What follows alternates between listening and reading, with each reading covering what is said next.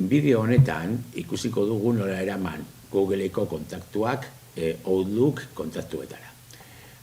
Oso horreza da, bi edo hiru pauso oso simpleak dira, eta momentu batean egingo dugu.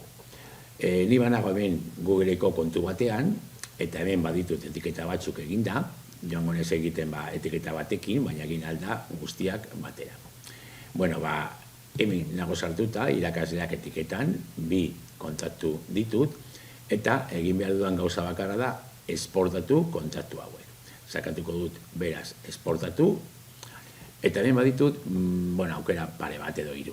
Lehenengoa, aukeratu zein etiketatik esportatu nahi ditugun, orduan hemen aukeratu alditut beste etiketa batzuk, baina kasu honetan irakasleak. Eta gero, esportatuko dugu CSV artxibo batean. Izan alda Googlerako edo Outlookerako.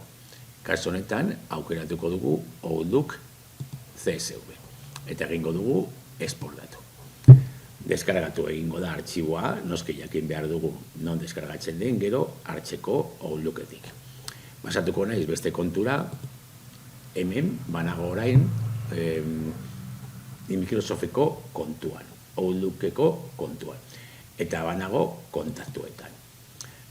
Hemen gehitzeko kontaktuak ez daukat inolako kontakturik oraindik, egingo dudana izango da kudeatu kontaktuak sakatu eta importatu kontaktuak.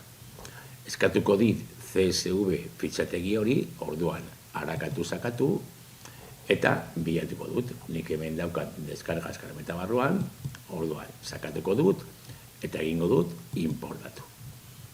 Momentu batean, bi kontaktu importatu dira, itxi, eta baditut bi kontaktuak hor. Gero noski kontaktu horiek antolatuko ditugu baitare Outlooken, etiketetan, karpetetan, eta bar.